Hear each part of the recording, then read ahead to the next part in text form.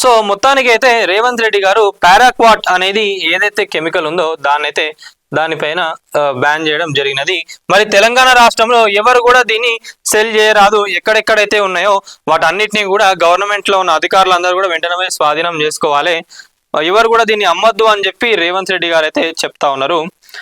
GO number 24 జారీ చేసిన దానికి సంబంధించి పారాక్వాట్ వినియోగం రైతు ప్రాణానికే ప్రమాదం, పారాక్వాట్ నిషేధం రేవంత్ సర్కారు గొప్ప నిర్ణయం. నిజంగా చాలా గ్రేట్. అసలు నేను చెప్తాను కదా, ఎవ్వరు కూడా గత పాలకులు ఎవ్వరు కూడా దీనిపైన దృష్టి పెట్టలేదు, ఆలోచించలేదు. మరి రైతులందరికీ కూడా అది ఈజీగా దొరుకుతా ఉన్నది కదా. అంటే ఇప్పుడు ఏంటంటే బయట దేశాల నుంచి ఎక్కడెక్కడో తయారైతా ఉన్నది, ఆడ తయారై అక్కడ వాళ్ళు కూడా వాడతలేరు. ఆల్మోస్ట్ 60 కంట్రీస్ లో బ్యాన్ ఉన్నదని మన భారతదేశం మొత్తంలో కూడా దీన్ని వాడుతూ ఉన్నారు.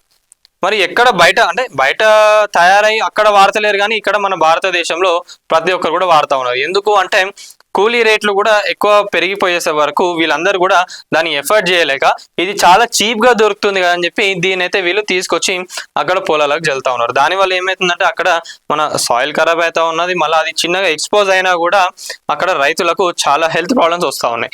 ఇంకొకటి ఏంటంటే ఏమన్నా ఇష్యూస్ అయ్యి వాళ్ళకైనా తట్టుకోలేని బాధలు వచ్చినప్పుడు కూడా ఇది చాలా తక్కువ రేట్లు దొరుకుతుంది అని చెప్పి చాలా మంది కూడా దీన్ని జాగి చనిపోయిన వాళ్ళు కూడా రైతులు చాలా మంది ఉన్నారు. మనం చాలా వార్తలు చూసినాం.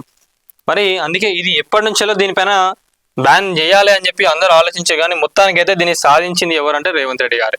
మరి ఇది సెంట్రల్ గవర్నమెంట్ దృష్టికి వెళ్ళి సెంట్రల్ గవర్నమెంట్ కూడా ఏమన్నా యాక్షన్ తీసుకుంటేనే భారతదేశం మొత్తంలో కూడా దీన్ని బ్యాన్ చేసే అవకాశం ఉంటుంది. స్టేట్ గవర్నమెంట్ కి ఖాళీ 2 months బ్యాన్ చేసే అవకాశమే ఉన్నది. మళ్ళీ మనం బ్యాన్ చేయాలంటే ఇది ఏంటంటే ఎక్స్టెండ్ చేసుకుంటూ పోవాలి. మళ్ళీ ఇన్ కేసు ఎప్పుడన్నా అంటే ఇక వేరే ఏదో బిజీలా దాన్ని మర్చిపోయాను అనుకోండి, అప్పుడు ఏం చేస్తారు, ఇక దీనికి సంబంధించిన వాళ్ళందరూ కూడా వెంటనే సెల్ చేసేస్తూ ఉంటారు.